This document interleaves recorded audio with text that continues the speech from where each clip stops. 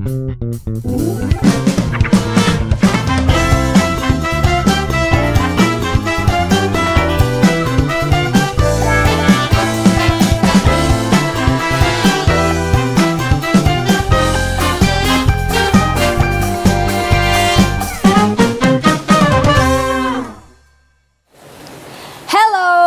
lagi di Sophie Nafi Talks, You Are Loved. Ditemani oleh suara-suara alam yaitu hujan. Hari ini tamu saya yang akan saya ajak talking, looking gitu ya. Discussing adalah Dewi Lestari. Tepuk tangan sendiri. Oke, Dewi Di Lestari. Orang taunya mah Di ya. Ya. Karena nama penulis kan, bener kan? Betul, itu nama pena. Kalau taunya II. Nah, gue taunya II sama Mbak Dewi. Yes. Itu kenapa sih lu dipanggil Mbak Dewi? Kan lu anak ketiga ya? Karena waktu itu kan aku sempat tinggal berdua sama adik gue doang, si Dede, ya, Arina Mokared. Ya. Nah, terus si Dede itu waktu kecil disuruh manggil Kak gitu. Tapi gue merasa kayaknya Dewi sama Kak tuh nggak gitu matching. Kak Dewi. Karena Dewi Kak kan Christine. Jawa banget gitu kan, Jawa banget. Terus akhirnya siapa yang ngusulin? Kayaknya gue deh yang ngusulin. Gimana nggak Mbak aja, Mbak kan Dewi. Kan lu Batak ya? Batak. Oh, kita eklektik sekali pokoknya. Nah udah gitu akhirnya dipanggillah Mbak Dewi. Lalu Mbak Dewi ini tiba-tiba jadi kayak apa ya? Udah kayak gabungan gitu loh, kayak si Unyil gitu ya. Kan selalu ada si-nya gitu ikut. Nah jadi Dewi gitu sekarang jadi pakai Mbak. Jadi termasuk kakak-kakak gue, Kay, email, manggilnya Mbak Dewi. Walaupun pakai si nggak? Enggak. Si Mbak Dewi? Enggak sih. Kadang Mbak Deo ya, Mbak Deo. Ya gitulah, tahu sendiri ya. Iya. Orang Bandung itu kan suka gitu bikin their own stuff. Iya, benar. Suka nyingkat seenaknya gitu. Gue pikir lu tuh dipanggil Mbak Dewi karena Christine Kak. Enggak. Si Kay kan gini. Pemirsa ya, saya kasih tahu aja. Yes. Ini bersaudaranya. Background story-nya gimana? Pertama kan Bang Bung dong. Yes. Yang si abangku. Abang. How do I know her? Because kita satu kampus. Kita satu kampus, beda, satu paduan suara. Iya. Yes. Cuma dia sering nyanyi, gue mah enggak. Gue pasti di tim cadangan. Bang Bung yang pertama. Yeah. Terus Kay itu adalah sutradara Lupus Milenia, sutradaraku. Yes. Itulah si Kak Christine. Yes. Terus Email. Email adalah pemain piano yang dia pianis jazz. Aduh itu mah vokalis nggak ada juga. obatnya. Terus Dewi, Mbak Dewi nomor 4. Barulah si Dede. Iya. Benar kan? Iya, betul sekali. Nomor 4 tapi dipanggil Mbak. Itu dia, makanya awal pertanyaan saya ke dia adalah begitu ya. Gini, tapi saya mau ngomong bahwa mungkin yang dikenal orang ya, Dewi Lestari yang dikenal orang adalah Dewi Lestari yang so brilliantly serious gitu ya. Iya. Penuh dengan enigma, dengan apa, and the wise and the wisdom and the race. Padahal Dewi yang kita kenal nih, si II yang kita kenal nih orangnya very goofy sebenarnya. Bener nggak sih? Sangat kan? Parah. Oke. Banyak orang yang tidak mengenal sisi itu sampai lu punya panggilan Ibu Suri, ya kan? Bayangkan ya kayak begini bentukannya. Kayak gini kelakuannya. Bentukannya mungkin masih menipu. Tapi gue harus kasih tahu suatu hal. Dulu dari zaman kita kuliah di Unpar ya. Jadi FISIP, dia FISIP HI, gue Fakultas Hukum. Itu tuh cuma beda satu selasar doang kan ya. Nanti ketemunya di tempat parkir. Setiap kali yang namanya Dewi lewat ya, itu tuh gue bisa terpana loh. Bener-bener ya, ini gue yang ini orang kenapa keren banget ya. Pokoknya apapun yang freaking way. No. This is like setelah bertahun-tahun nih kita berteman nih, sekarang gue punya kesempatan ngomong, orang ini keren banget ya. Terus tiba-tiba suatu hari dia potong cepak Demi Moore itu. Sempet kan lo dulu? Sempet. Tetap keren. Pas gue yang coba hancur, gue kayak ongol-ongol gitu ya. Karena kan gue cabi banget ya zaman kuliah. Jadi lu selalu keren. Terus zaman itu kan gue baru-baru mau nge-MC ya. Lu kan udah nyanyi tuh. Dari penyanyi bukan pensi zaman dulu mah apa ya? Malam ya. Kekeluargaan kampus gitu ya. Yang adalah backing vokal yang made it to Jakarta. Yes. And then rekaman pula dengan Rida Sita Dudungnya. Rida Sita Dewi itu bercandaan internal. Betul. Rida Sita Dudung itu. Dudung atau Dadang ya. Dudung atau Dadang. Fleksibel. Terus tapi gue yang kayak, ih gila orang ini keren banget. Terus suatu hari gue inget banget waktu itu ketemunya kalau nggak salah di Rumah Musik Hari Rusli. Mungkin lo nggak inget. Lo teh datang pakai baju jas blazer gitu ya, kayaknya sponsorship dari siapa sih zaman dulu kita pakai jas? Invayo. Tuh kan lu ingat. Gue yang gini, kira kenapa dia kalau pakai itu keren banget, gue cari sih ya si Invayo itu. Astaga. Untuk gue pakai MC, tetap di gue tuh kayak ongol-ongol karena kan gue cabi banget ya Jam. Ya bukan berarti orang cabi nggak boleh pakai jas, tapi kenapa nggak sekeren Dewi Lestari gitu loh di gue, pikiran gue. Jadi walaupun kita saling mengenal berteman, tapi di dalam mata gue tuh pada mata gue tuh selalu ada amazement gitu. Ya ampun. Sumpah pemirsa, ini saya baru tahu loh. Jadi dia, kalaupun ngomong kayak tadi pas ketemu di depan, nggak apa-apa ya, Sayananya dia itu nyala kalau buat gua gitu. Ya. Aduh. Benar, jadi ya gue jujur so aja flattered.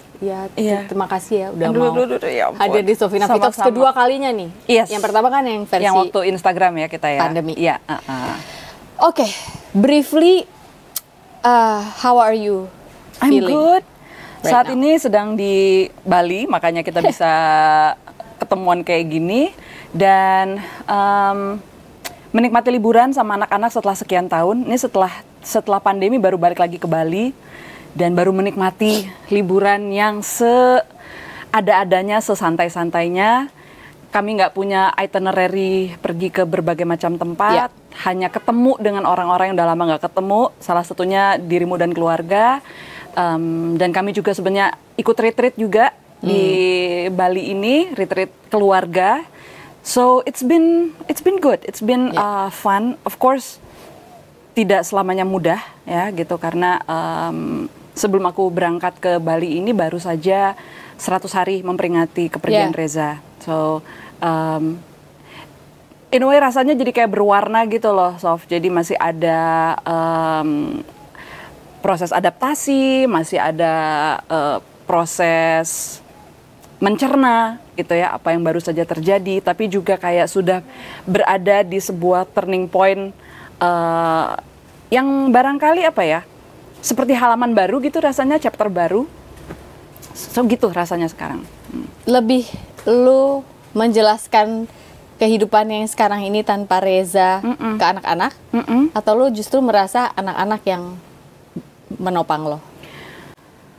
Kayaknya sih cukup seimbang ya gitu. Yang jelas bukan aku saja yang menopang mereka. I don't see it that way. Itu udah jelas. Aku merasa kayaknya yang sangat membantuku saat ini adalah keberadaan mereka gitu. Dan kami bertiga ini jadi kayak satu tim.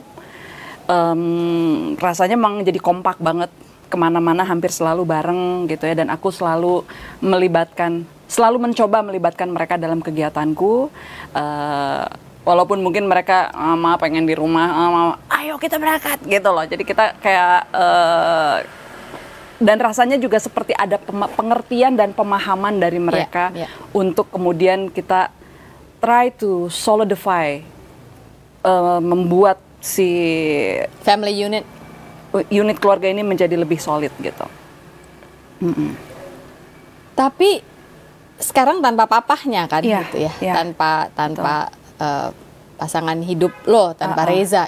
For me juga ini susah sekali ngomongnya gitu ya, karena walaupun kayaknya mau dibilang baru kemarin, tapi sebenarnya kalau mau dipikir-pikir it was September. Right? Ini udah kita mau masuk 2023 pada saat kita syuting ini gitu. Sebelum kita masuk lebih dalam ke sana, mungkin gue mau nanya ke lo sebagai Dewi Lestari ya, dari semua yang lo lakukan saat ini gitu ya. Yang mana yang talenta lo ini banyak sekali. Yang mana yang paling bikin lo content? I know it's hard to choose, tapi yang paling Oke. Saat ini aku harus jujur mengakui itu dari menulis sih gitu. Tapi menulis. Sebetulnya menulis itu aktivitas apa ya? Dia sebetulnya aktivitas sekunder dari sesuatu yang sebenarnya inilah primerinya. Dan di dalam kegiatan primer ini sebetulnya itu bersatu antara musik dan menulis. Karena kan dunia gue sebetulnya pada dasarnya dua ini ya, musik dan menulis. Yang primer itu adalah storytelling. Buat aku tuh seni bercerita. Itulah sebetulnya ya bisa dibilang passionku yang paling utama, kecintaanku yang paling dalam itu storytelling, tapi kemudian si storytelling ini menyebar ke 2 cabang gitu ya, satu menulis dan satu musik. Yang mana kalau dalam musik itu ya storytelling aku lewat lagu, lewat ekspresi saatku bermusik dan bernyanyi gitu. Yang satu lagi lewat cerita. Nah, kenapa yang kemudian cerita ini fiksi gitu ya, ini menjadi lebih dominan karena memang dia menyita waktu jauh lebih banyak. Katakanlah gue bikin lagu, Your Husband tahu banget lah ini kan ya, 2 hari, kadang-kadang 1 hari jadi gitu. Sementara nulis fiksi itu kan berbulan-bulan. Jadi ketika gue udah berkomitmen untuk kemudian menulis sebuah fiksi, itu kayak udah 1 tahun gue habis di situ gitu. Sehingga kenapa kemudian aku bisa bilang 80% adalah menulis saat ini, karena dia memang sangat menyita waktu. Tapi juga aku juga sangat menikmati karena kebebasan, derajat kebebasannya itu sangat tinggi. Kalau aku di musik, aku masih harus berurusan dengan banyak orang. Kadang-kadang masih harus approval dari beberapa orang gitu. Kalau di fiksi kan, I'm the god in my own universe kan. Aku menciptakan apapun, si karakterku mau ngomong A, B, C, D, itu gue yang menentukan, gue nggak perlu minta persetujuan siapapun. Gitu. Itu yang kemudian juga kebebasan waktu, bisa bekerja kapan saja. Termasuk bebas, ada yang nyapu-nyapu nih sekarang. Nah ya, ada yang kerasa sapu. Dia juga bebas. Kenapa Mbak Dewi aja yang bebas? Saya udah jamnya saya. Ini musim saya nyapu sampai 30 menit ke depan. Tapi nggak gini, berhubung lu, nih we're touching on the writing thing ya, karena lu tadi bilang, karena sebenarnya ini ada di pertanyaan gue. Ketika lu sedang menghayal ya, bisa nggak sih dikatakan seorang Dewi Lestari itu imajinasinya liar, dan ketika lu sedang imajinasi untuk nulis fiksi, lu tidak memberikan boundary sama sekali, atau lu tetap kasih boundary supaya nggak, kalau bahasa Sunda nice-nya, liar teuing, nanti pas ditulis kayak jangar because lebar. Kayaknya batasan yang aku kasih dalam bekerja itu bukan imajinasi, tapi waktu. Karena kalau imajinasi itu memang sudah nature-nya boundless ya, kita nggak bisa apa-apain gitu.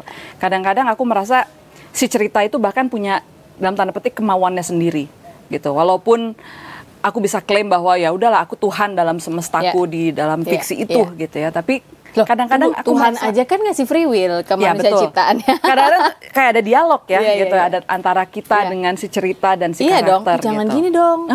Kayaknya enak gini deh, naturalnya lebih enak begini gitu kan. Yang aku harus batasi sebetulnya adalah waktu. Artinya karena dia justru magnetnya sangat kuat, aku harus punya batasan untuk menentukan jam kerja, untuk menentukan durasi kerja. Makanya aku kalau misalnya nulis itu harus selalu ada deadline, karena aku nggak mau waktuku habis 2 tahun misalnya hanya untuk menulis draft. I have other things yang aku pengen nikmati, yang aku pengen lakukan gitu ya. Jadi aku selalu memberikan waktu yang cukup disiplin lah gitu ya. I can actually vouch for that, karena gue inget Reza dulu sering ngomong gini, ada waktunya pesen catering lagi nih. Kenapa? Karena bini gue udah harus masuk 2. Dan dia nggak masak. Nggak masak gitu. Itu beneran kalau lo masuk gua selalu ada satu space di rumahmu, atau you have to go out of the house? Karena gue si penulis ece-ece ini harus go out of the house kalau gue. Kalau di dalam rumah gue nanti maunya beberes. Memang itu tantangan. Jadi gue sebenarnya baru punya ruang kerja itu mungkin pas pandemi ya. Jadi waktu pas pandemi itu tiba-tiba kami terpikir untuk convert satu ruangan untuk aku menulis gitu. Jadi sebelum itu aku hanya menulis di meja makan. Makanya banyak splatteran kan kemana-mana, pengen ngerjain ini, pengen ngerjain itu gitu. Ngelap itu, atau aku juga jadi harus ngungsi ke kafe. Tapi masalahnya dengan kafe kan, lu kayak punya keterbatasan waktu untuk berapa cangkir sih yang bisa lu minum gitu kan. Sementara lu butuh kerja berjam-jam gitu. So akhirnya aku punya ruangan kerja sendiri, and that really helps gitu. So that's how I manage my time at home. Dan Reza tahu sih, maksudnya dia ngerti kalau memang kemudian gua berkomitmen sama satu project kreatif, itu udah pasti ada beberapa hal yang terkorbankan di rumah, seperti ya memasak, terus juga termasuk dari pekerjaan gue sendiri, kayak undangan-undangan talk show apa segala macam itu udah nggak ngambil tuh ya? sedikit seminim mungkin gitu. Karena akhirnya kalau udah dalam kondisi dalam sebuah project, gue cuma bisa handle project gue sendiri, keluarga dan rumah, udah sebetulnya itu aja. Nggak kepegang, nggak kepegang yang lain gitu ya. Paling aku masukin sedikit-sedikit aja untuk menopang rutinitas supaya nggak terlalu berubah gitu ya. Kayak olahraga aku tetap masukin, terus ya hal-hal yang inilah sifatnya rutin gitu aku tetap masukin. Ya. Oke, let's talk about waktu lo dulu keluar dari RSD. Bener kan keluar? Karena Pongki tuh kalau ditanya, lo dulu dikeluarin kan? Enggak, gue keluar. Kenapa lo keluar? Karena gue dikeluarin, bolak-balik aja gitu. Itu tuh sempat gempar tuh. Gue nggak tahu kalau dunia di luar ya. Mungkin waktu itu tabloid-tabloid, cek dan dicek dan yang lain-lain kalau zaman dulu. Tapi sih di kita aja yang temen-temen tuh yang kayak gini, si Dewi keluar RSD kumaha tah gitu. Jadi di antara kita pun rumornya cukup santer gitu kayak kenapa ya? And then we were like, nulis? Kelo si Eta gitu. Nah naonan sih gitu kan ya. Mikirnya kan ngapain sih dia gitu. What made you take that decision? Nggak bisa dibarengin. Maksudnya RSD is something even until today gitu menurut gue. Sebenarnya bukan karena menulis ya. RSD itu kan punya karakteristik yang berbeda ya. Jadi kita itu bisa dibilang grup yang jika dibandingkan dengan penyanyi-penyanyi lain saat itu, kami tidak terlalu produktif mengeluarkan album. Yang mengakibatkan ketika kami manggung, katalog hits kami tuh makin sedikit. Artinya katakanlah lu harus nyanyi 10 lagu atau 8 lagu. Kami hanya bisa nyanyiin 3 lagu RSD. Habis itu lagu orang. 5 lagu orang. Nah, aku si idealis ini itu perang batin.